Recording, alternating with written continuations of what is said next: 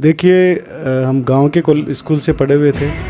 हमारा जो family background है लोअर मिडिल क्लास आप मान सकते हो। एक छोटी कपड़े की दुकान थी और एक संयुक्त परिवार था जिसमें 25-30 आदमी 25-30 मेंबर रहते थे। तो गांव में ऐसा माहौल पढ़ाई का बहुत ज़्यादा नहीं होता। यूजुअली आप जानते हो कि बिजनेस क्लास फैमिली होती तो छुट्टियां होती तो कहते हैं कि घर पे दुकान आके बैठ जाओ अपना करो। लेकिन हमारे घर में पिताजी का थोड़ा सहयोग मिला कि उन्होंने कहा कि आपको पढ़ना है। एग्ज़ाम में मेहनत करना अपनी एक जगह है, लेकिन ऐसा नहीं कि मेहनत आपकी कभी फ़ेल होती है। ज़रूरी नहीं कि आप एग्ज़ाम में पास हो फेल हो, लेकिन ये मेहनत जो आपने की है वो आपकी ज़िंदगी में हमेशा कहीं ना कहीं काम आएगी। आगे बहुत सारी संभावनाएं हैं। हो सकता है कि आज आप मेडिकल में फेल हुए तो कल आप यूपीएससी एग्ज़ाम क्रैक कर लें, तो कई बार एक मोटिवेशन मिलता है। आप एक चीज़ ज़िंदगी में हमेशा सबको सब चीज़ नहीं मिलती है। आप एक चीज़ में फेल होते हैं तो हो सकता है कि उसके पीछे कोई आपकी सफलता के लिए कोई कहानी छुपी है। तो उसके बाद मैं जब टोंक आया तो टोंक में मैंने देखा कि यहाँ पे बहुत म्यूज़िक क्षेत्र में तो एक भी हॉस्पिटल नहीं था और प्लस हॉस्पिटल में भी एक लिमिटेड सीमित संसाधन थे। तो मैंने सोचा कि मुझे यहाँ काम शुरू करना चाहिए।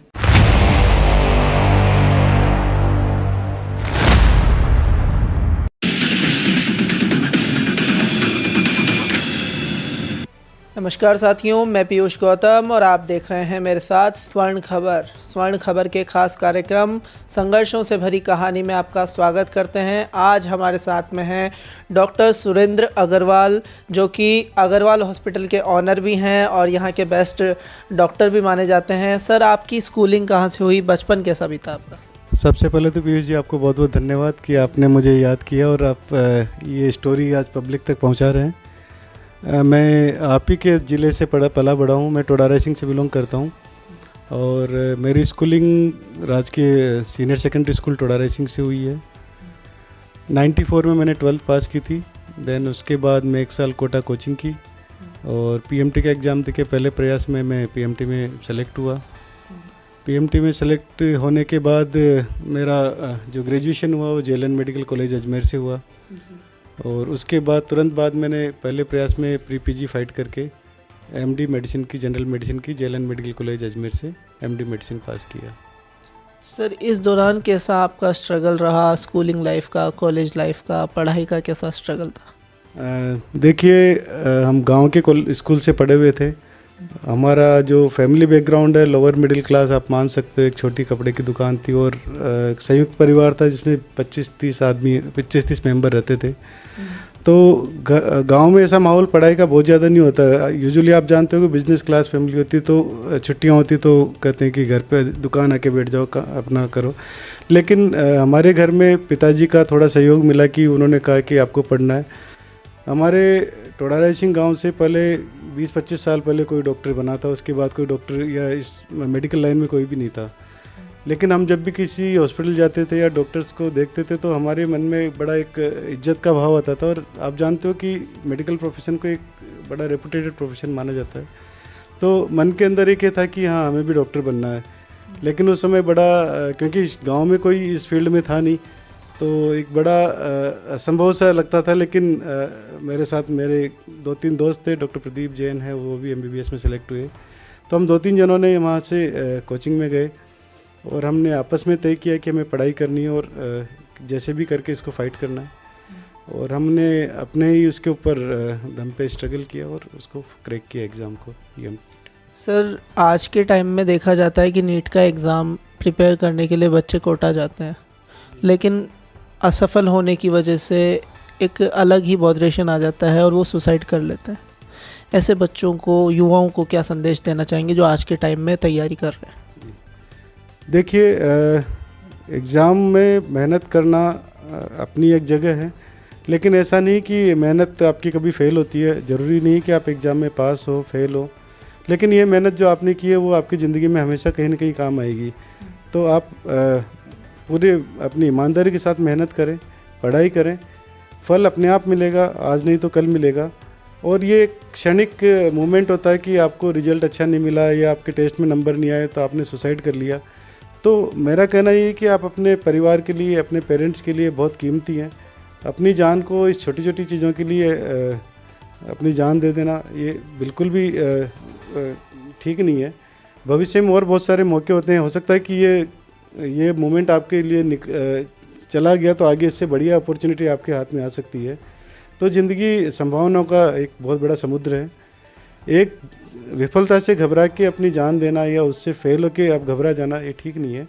आगे बहुत सारी संभावनाएं हैं। हो सकता है कि आज आप मेडिकल में फेल हुए तो कल आप यूपीएससी एग्ज़ाम क्रैक कर लें।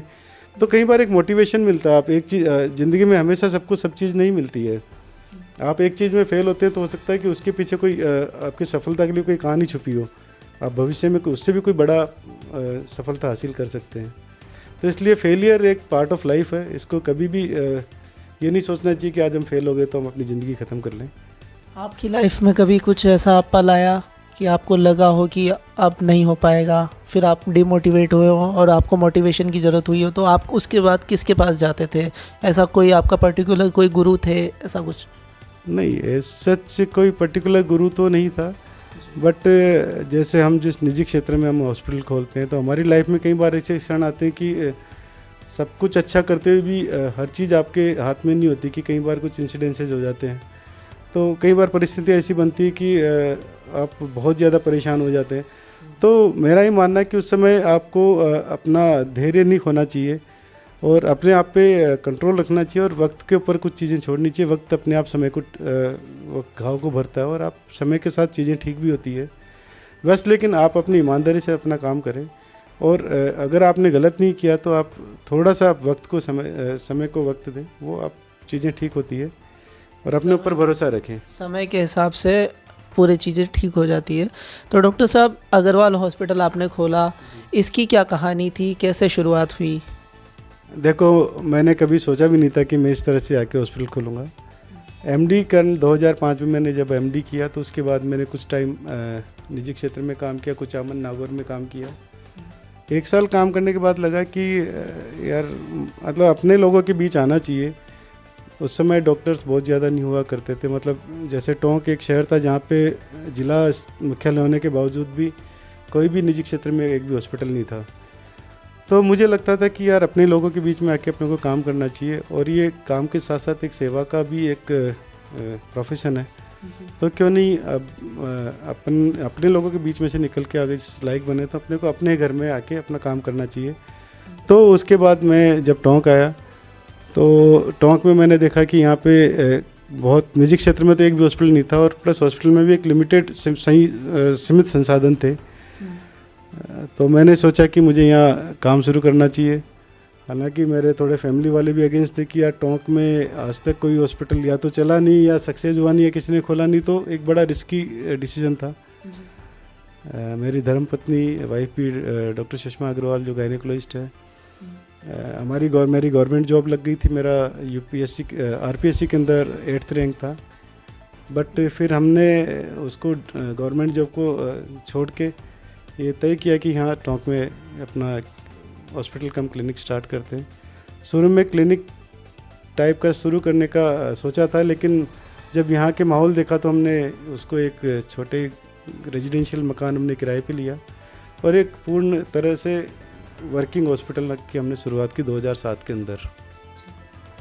सर, आरपीएससी में आपका किस पोस्ट में सिलेक्शन हुआ, कैसा सिलेक्शन था, वो क्या कहानी थी? आरपीएससी मेडिकल की जो हमारी मेडिकल ऑफिसर की जो सिलेक्शन होता है, तो मैं एमडी के बाद आरपीएससी की वैकेंसी निकली थी एज ए मेडिकल ऑफिसर। तो मैं बस ऐसे वॉकिंग इंटरव्यू देने चला गया था। तो आपने गवर्नमेंट जॉब छोड़ दी? मैंने ज्वाइन ही नहीं किया। उसके बाद मुझे बहुत रिमाइंडर आए, बट मैंने उसको ज्वाइन ही नहीं किया। तो मतलब अफसोस हुआ कि गवर्नमेंट जॉब ज्वाइन नहीं किया या छोड़ दिया तो अच्छा हुआ? नहीं, उस समय थोड़ा सा लगा था, फैमिली प्रेशर भी था कि जॉब ज्वाइन कर लेना चाहिए। मुझे भी एक रिस्क, मैंने उस समय रिस्क लिया, लेकिन अब ठीक है। तो जो भी होता है अच्छे के लिए होता है। कई बार मैं कहता हूँ ना कि भविष्य आपको कुछ अच्छे के लिए करने को देता है चीज़ें। तो उस समय का लिया हुआ फैसला आज एक अलग ही मुकाम पे आपको पहुंचा रखा है। तो सर, अब किस तरह से देखते हैं आप उस समय की पढ़ाई को और आज के समय की पढ़ाई को, किस नज़रिए से देख रहे हैं? देखिए, कंपटीशन तो अभी भी उतना ही टफ है और पहले भी उतना ही टफ था। पहले भी लाखों बच्चे एग्ज़ाम देते थे और राजस्थान में 550 सीट पीएमटी की हुआ करती थी। थोड़ा सा कंपटीशन बढ़ा, कैंडिडेट्स बढ़ गए थोड़ा सा। दूसरा जो आजकल हुआ कि पहले हमें जैसे बोर्ड देना होता तो हम 12th तक बोर्ड की तैयारी करते थे, उसके बाद पीएमटी की तैयारी करते थे, तो बच्चे को बहुत ज़्यादा प्रेशर नहीं होता था। आजकल ये हो गया कि 6th क्लास से लोग नीट की तैयारी शुरू कर देते हैं, 8th से कर देते हैं, 10th से कर देते हैं, तो बच्चे का एक बचपन ख़त्म हो रहा है। तो ये चीज़ें ख़त्म होनी चाहिए। मेरा जो पर्सनल ओपिनियन है कि एटलीस्ट बच्चे को 10वीं के पहले तो इन कंपटीशन एग्ज़ाम के लिए या पर्टिकुलरली नीट के लिए है या आईआईटी के लिए अलाउ नहीं करना चाहिए। उसको कम से कम अपने मेंटल डेवलपमेंट पे, अपने खुद के फिजिकल डेवलपमेंट पे उसको टाइम देना चाहिए।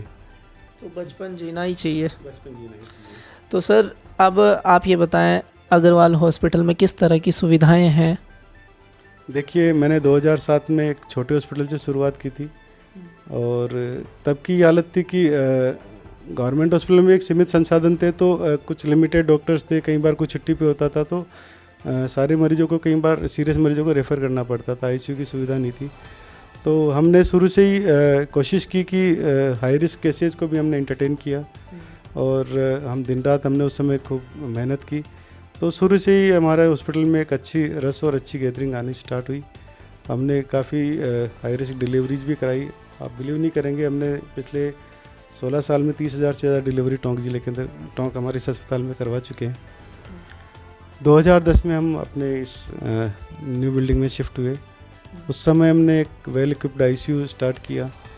2011 में हमने जिले का पहला सिटी स्कैन यहाँ पे स्टार्ट किया, क्योंकि तब ये था कि जो भी रोड एक्सीडेंट होते थे तो उस एक्सीडेंट के अंदर मरीज़ का, क्योंकि जब तक सिटी स्कैन नहीं हो तो आप रखना मुश्किल होता, तो उसको हर मरीज़ को जयपुर रेफ़र करना पड़ता था।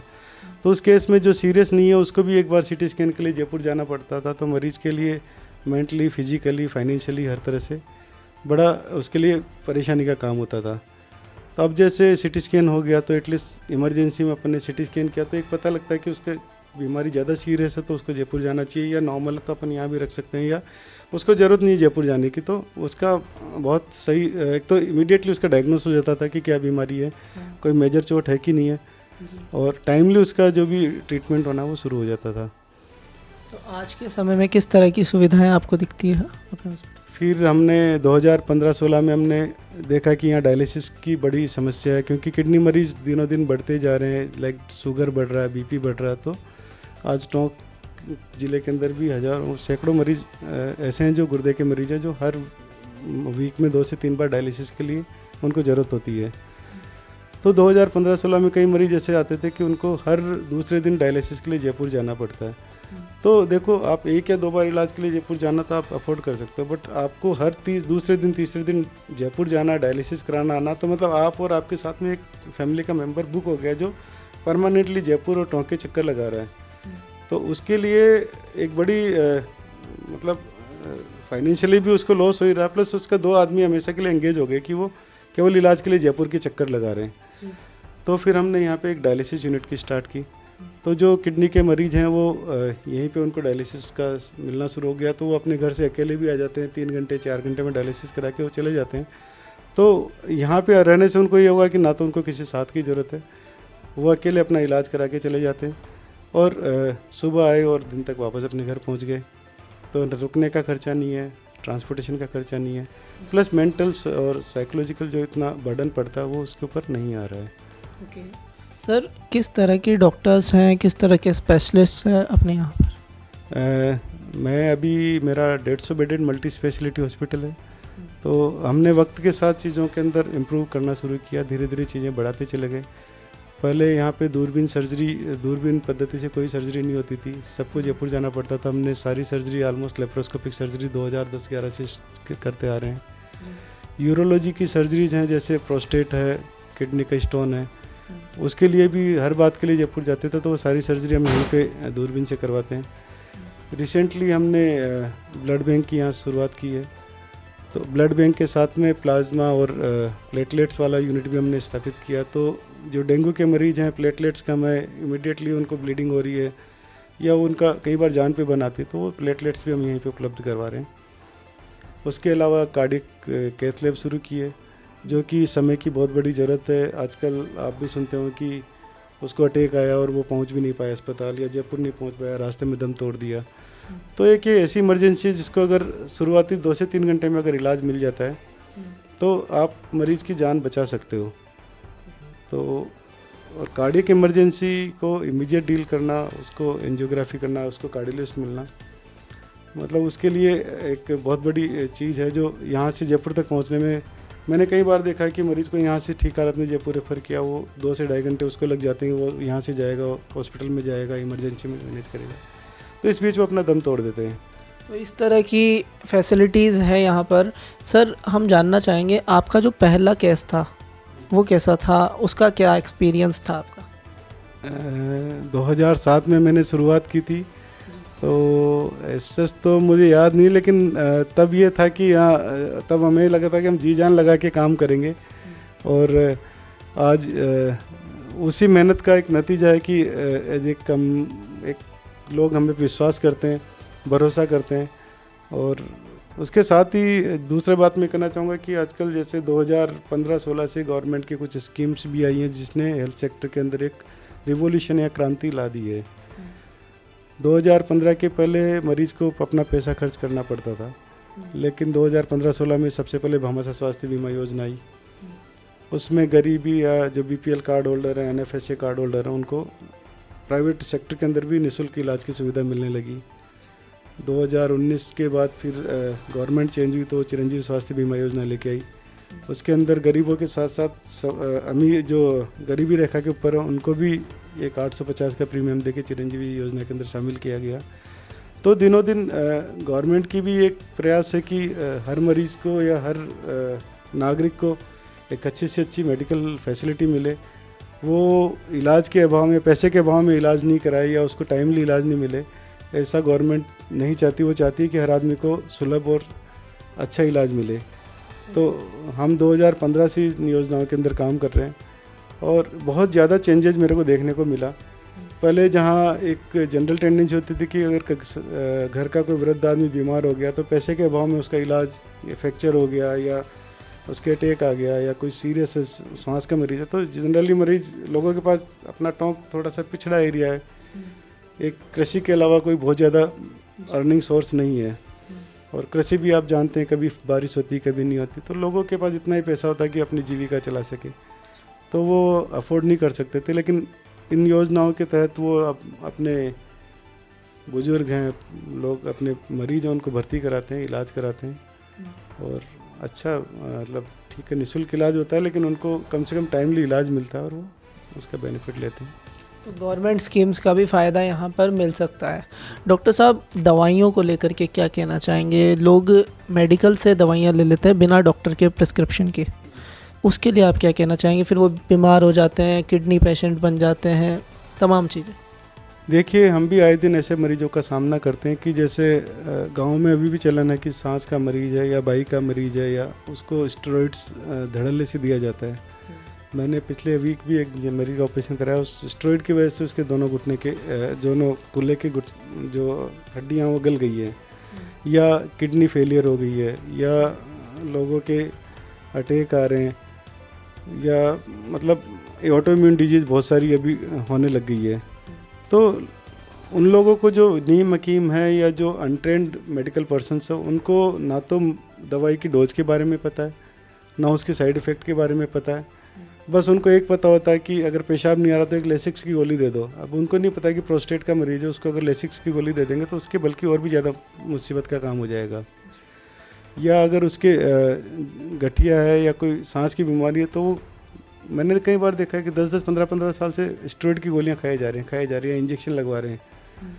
तो अल्टीमेटली वो अपने शरीर को खोखला कर देती है और उसका जो एंड रिजल्ट है कई बार बहुत भयावह होता है और उसके बाद वो क्योरेबल नहीं होती चीज़, तो बड़ी मुश्किल चीज़ होती है। तो मेरी सलाह यही है कि आपको अगर कुछ बीमारी है, कुछ प्रॉब्लम है, तो एक बार आप मेडिकल किसी एक्सपर्ट आदमी से कंसल्ट करें या जो भी मेडिकली ट्रेंड है या जो एथिकल आदमी उससे एक बार आप इलाज लें। अभी कोविड का केस आया 2020-21 के अंदर, कोविड महामारी आई, उस समय का जो आपने कहा कि आपका कोई मरीज ऐसा हो कि जो आपको याद हो कि आपने, तो उस समय की बड़ी कहानियाँ मुझे फ़ख्र भी है कि उस समय पूरे ज़िले में 2 ही अस्पताल एक वर्किंग में थे, एक तो गवर्नमेंट सादत हॉस्पिटल था या अग्रवाल हॉस्पिटल था, क्योंकि मेरे पास ऑक्सीजन प्लांट था जो मैंने 2018-19 के अंदर ही लगा लिया था।